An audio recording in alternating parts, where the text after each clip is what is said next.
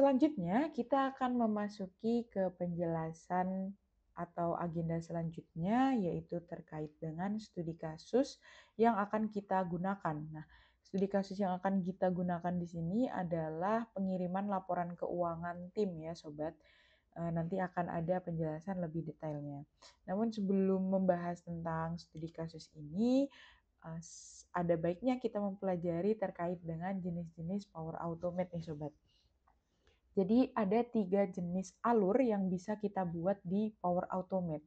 Alur tersebut adalah Cloud Flows, Desktop Flows, dan Business Process Flows. Cloud Flows ini dia mengotomatisasi tugas yang berbasis cloud seperti mungkin Excel online, Outlook, SharePoint, atau mungkin juga masih ada nanti kita bisa PPT online seperti itu. Ada juga desktop flow, dia digunakan itu untuk mengotomatisasi aplikasi yang ada di komputer lokal. Jadi selain tadi cloud, kita bisa mengotomatisasi aplikasi-aplikasi yang ada di komputer lokal.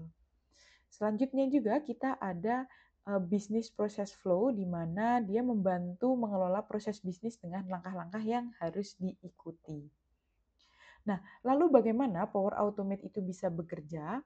Power Automate itu bisa bekerja dengan 2 komponen. Yang pertama itu adalah terkait dengan trigger dan juga action. Nah, trigger ini sendiri merupakan sebuah pemicu atau mungkin apa yang menyebabkan sebuah flow itu bisa dilakukan atau bisa dijalankan seperti itu. Nah, saat flow sudah dijalankan itu maka perlu sebuah aksi. Kalau pemicunya sudah ada, perlu nih aksinya apa. Nah, itu direpresentasikan dengan action. Nah, pada kelas belajar kali ini, skenario yang kita gunakan adalah tentang sebuah perusahaan yang memiliki beberapa tim yang akan mengajukan laporan operasional, misalnya seperti transportasi, pembelian alat, promosi, seperti itu. Nah, data pengeluaran ini itu diinputkan setiap anggota tim dalam file dan folder yang terpisah.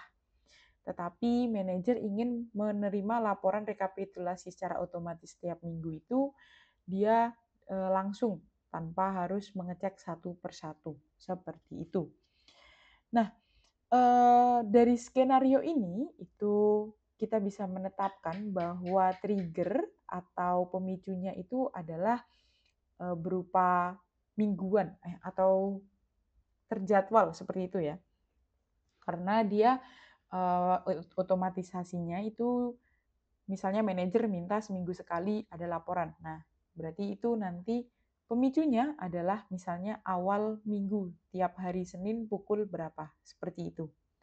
Kemudian, aksi yang digunakan itu memungkinkan seperti kita mengambil data dari folder, kemudian membaca datanya, menambahkan data di dalam folder dalam file yang baru, setelah itu nanti mengelompokkan sesuai kriteria, mengirim email secara otomatis, dan masih banyak yang lainnya, seperti itu.